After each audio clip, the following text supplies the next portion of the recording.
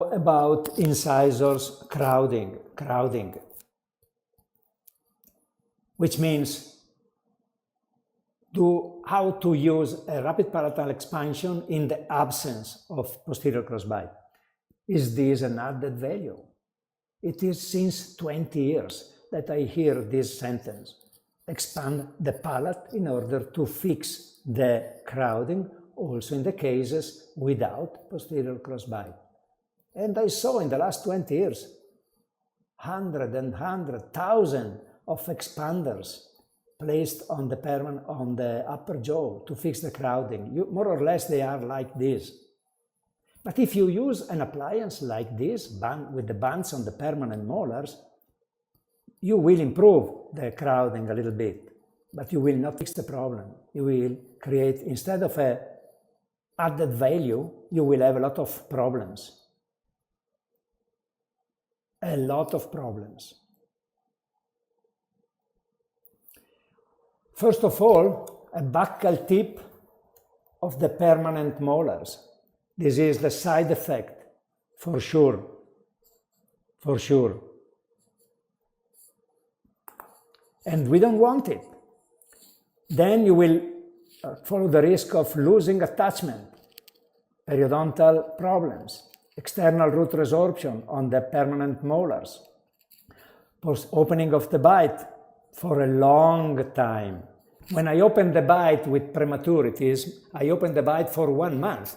Then I start grinding the decidus teeth and the bite closes. But if you place the band on the permanent teeth, you will open the bite because the permanent teeth stay in the mouth with prematurity for 1 year.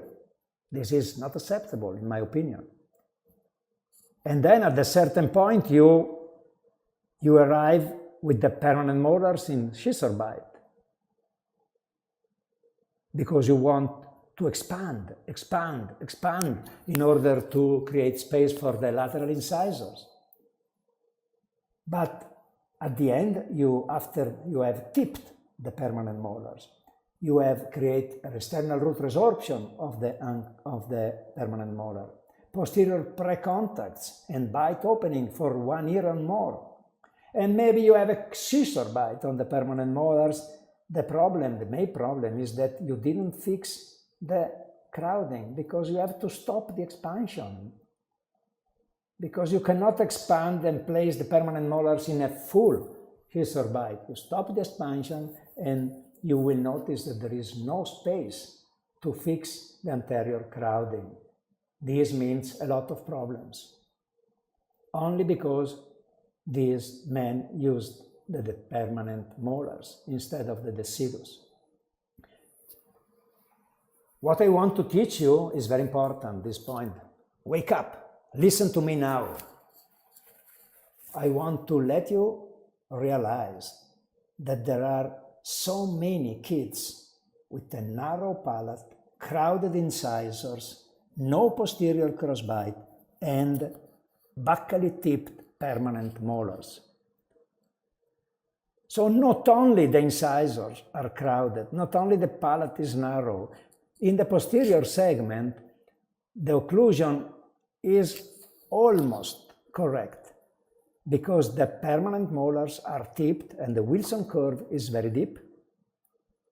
So the goal of treatment is to expand the palate, move the molar in the opposite direction. We can do it. This is magic. We can do it, everything, all together. Fantastic. It works so well. They breathe better. They have a wide smile. They don't have tipped posterior teeth. They have very straight teeth. They have a better occlusion. The Wilson curve is more flattened now. What happens during the first month? A disaster. Sometimes 20 years ago, I was scared in this situation. You start with an occlusion like before, like you see above, and after 1 month you are like this, a huge open bite. A lot of posterior prematurities, also on the permanent teeth. But I had to expand until here to fix the crowding. Now I'm not in a trouble because my permanent molars are not banded on the screw. They are free to go back. So we understood that we must expand the palate to fix the anterior crowding. And in the meantime, we go back with the permanent incisor, with the permanent molars, in order to fix the occlusion, fix the buccoalveolar inclination, and improve the occlusion. This is what happened in this patient. Also the lower molars upright. Look at the lower molars. They upright from here to here.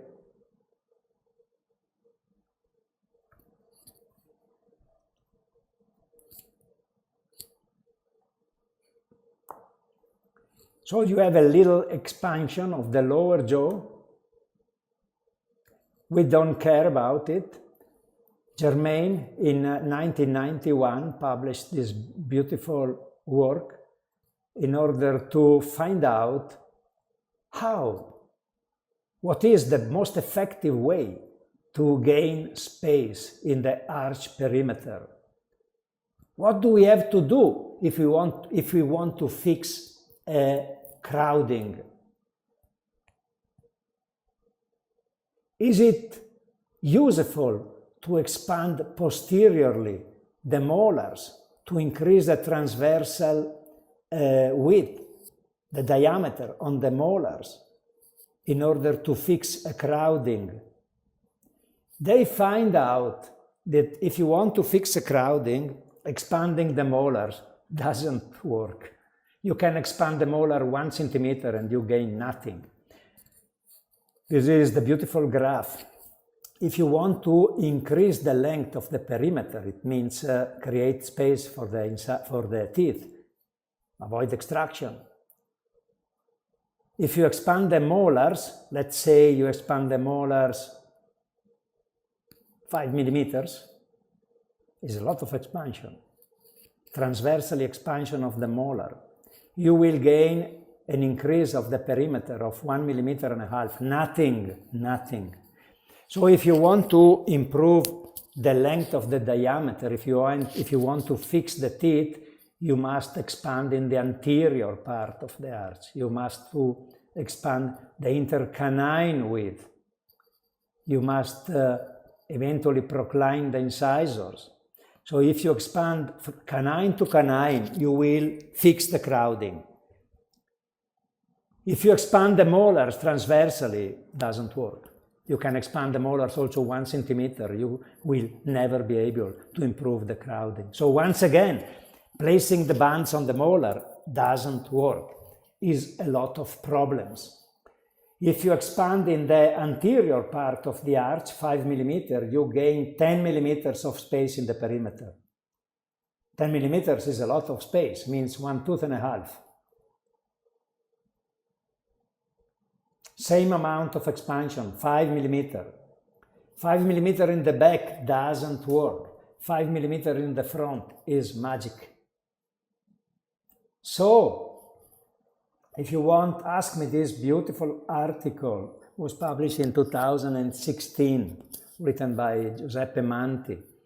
And we found out on my patient that when we expand the palate, we create an improvement in the inclination, in the buccolingual inclination of the upper molars.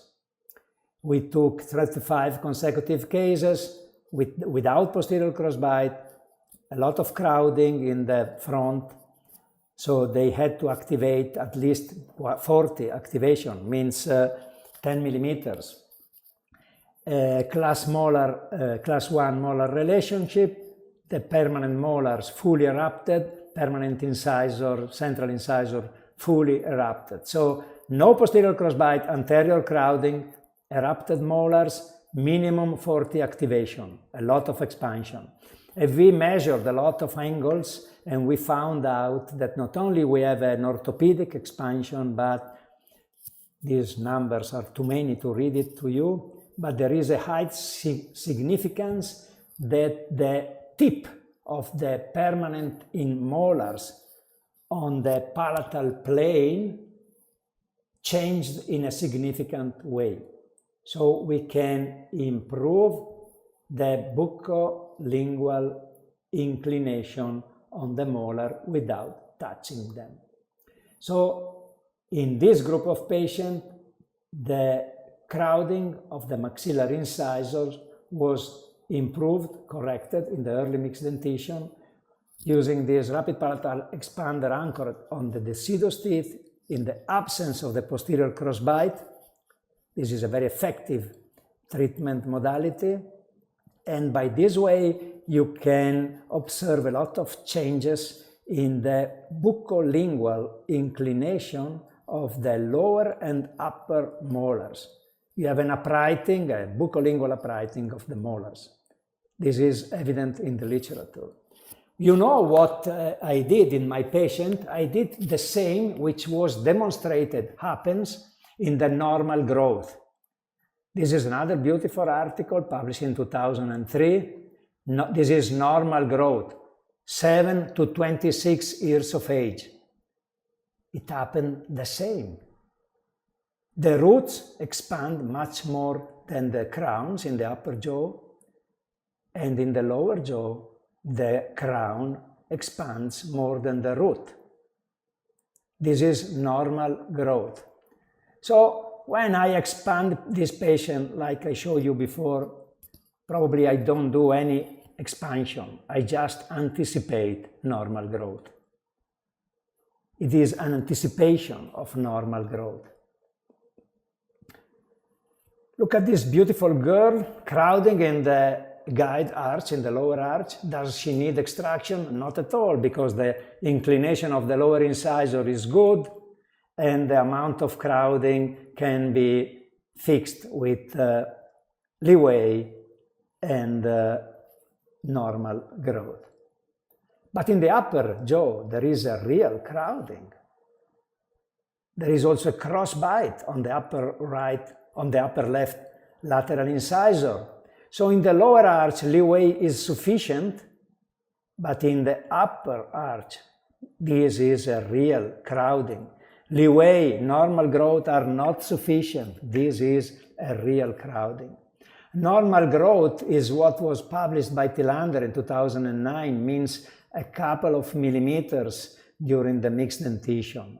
From 7 to 10 years of age, you can expect an increment in the perimeter of the arches, which is more or less 3 millimeters. 3 millimeters is not enough to fix the upper crowding in this maxillary arch. 2 millimeters, she is a female, even less. This is a real crowding. You cannot hope that the leeway and normal growth will fix it during growth. If it is a real crowding, we need something more. It is a non-extraction case because the lower arch can be fixed without extraction. So I must treat this patient with non-extraction. I can do a treatment at the end of the transition, but if I start now, I can fix the rotation. I can fix the anterior crossbite on the lateral incisor. I can fix the palate much better than in the future. And even there is no posterior crossbite, I can guess there is a tipping of the upper molars, a buccal tipping of the upper molars. This is after the early treatment. Everything is fixed. The upper crowding, upper crossbite on the lateral incisor, occlusion is good. Periodontal tissues are improving also in the lower left central incisors. Mission accomplished. Now, second phase, if it will be done is much easier. But this is not the reason why I'm happy. I'm happy because I did a better treatment. This is much better than aligning everything with fixed appliances at the end of the transition. Because I was able to achieve this result with no compliance at all, nothing, without touching permanent teeth. What I did was a little bit of slicing in the lower second deciduous molars, and in the upper jaw I fixed everything, of course, by an expansion. An expansion not of the permanent molars, I don't need it. I want an expansion in the front part of the maxilla, of the arch. If I want to fix a crowding, I must expand canine to canine. And this is a beautiful result. Let me tell something about timing. Timing is very important. What is the best time to start the expansion? I am convinced that we have to expand before the eruption of the lateral incisors. This is the best time. If you want to fix an anterior crossbite, if you want to fix a crowding on the incisor, expand before the eruption of the lateral incisor. The diastema will close and you have time to allow the lateral incisor to erupt spontaneously very well. You can try sometimes in very selected cases to place braces on the lateral incisors, but this is very risky. Usually I don't touch the lateral incisor, I align only the central incisor, like in the case I showed you before. Remember that the roots of the permanent lateral incisor are touching the crowns of the canine. So this is a risk. You can align the central incisor, but not the lateral incisor. Look at this other beautiful case. This is the best time to start, before the eruption of the lateral incisor. Here's a class 1, no posterior crossbite. Everything is very good. But if you do a diagnosis, you see the crowding on the upper lateral incisor. And if you go in deep, you can show to the parents what is going on. The upper lateral incisor are erupting palatally, and they will be, for sure, in crossbite in the next year. They will erupt in 1 year, but in the palate, in crossbite. This is the best time to start treatment, before the eruption in crossbite of the lateral incisor. This is, once again, the crowding, overcorrection, opening of the bite,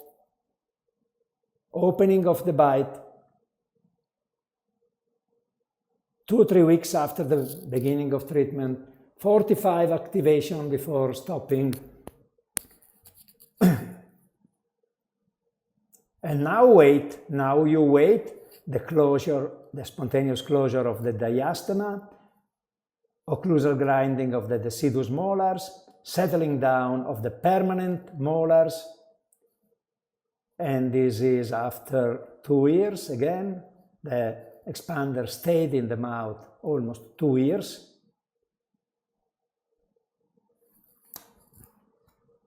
This is the day when we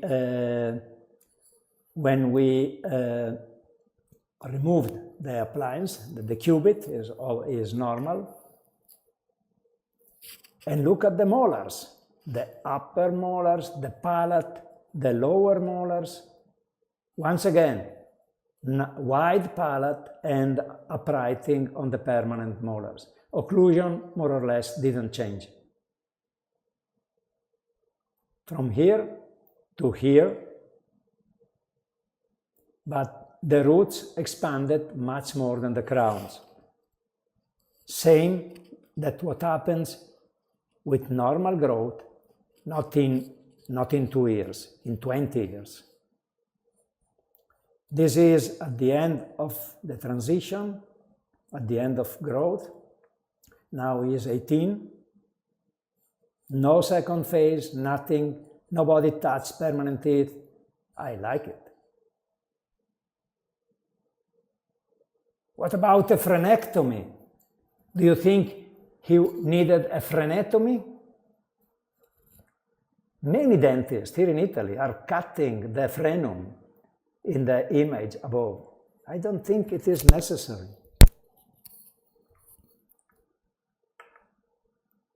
Another beautiful case. Same problem. A lower incisor erupting out of the alveolar bone. A lot of crowding in the upper jaw. How can you imagine, how can you guess the lateral incisor will find its place in the space which you see between the central incisor and the decidus canine? It is impossible. Look at the lateral incisor. Look at the space you have for the lateral incisor. Nothing. What do you wait? What do you want to wait? This is the best time to start treatment. Crowding above, crowding below, lower left central incisor out of the bone. Expansion. Only 25 turns. Then I locked the screw. I waited 11 months and I did a second step of expansion. This is what I call a progressive expansion. You expand 25, 30. The reason why I stopped is that the lateral incisors were far away. Then I wait the settling down of the permanent or the posterior segment. Takes 6, 8, in this case 11 months. And then I do another expansion. A progressive expansion in 2 steps.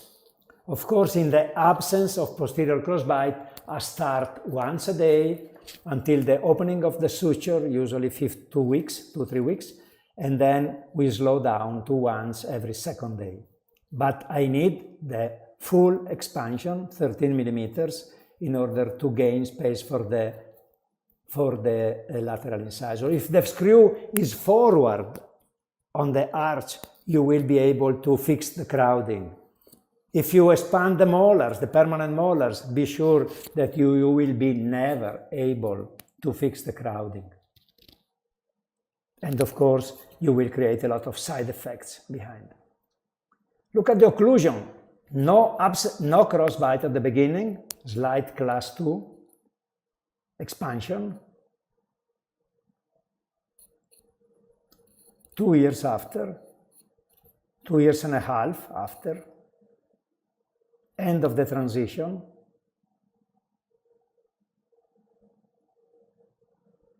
Treatment was trivial, only an expansion, nothing else, only expansion.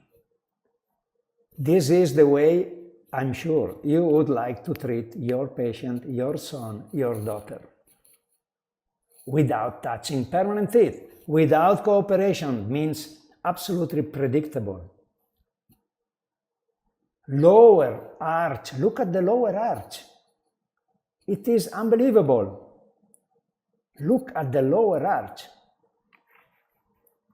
Look at the periodontal status of the gingiva around the lower incisors. Do you need a graft?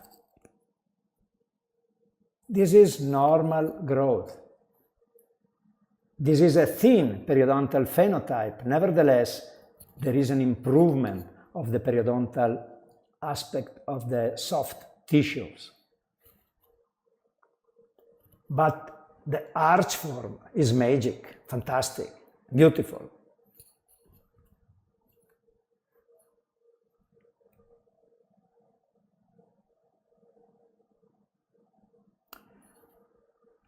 When I have a slight crowding, this is not a huge, is a little bit of crowding, no? You see the upper right lateral incisor erupting, sorry, somebody's calling me. Dr. Marco, let's have a break. We will continue at 1 p.m. Australian time. Okay? We have to quit now. Okay. Okay? These are the cases where I use a Hyrex appliance. Sometimes the Haas appliance create a little bit of hygiene problems. Hyrex is much more handled. If the crowding is little, Hyrex is enough. Remember, the ugly duck stage, never touch the lateral incisors. And if you do it, be very careful not to push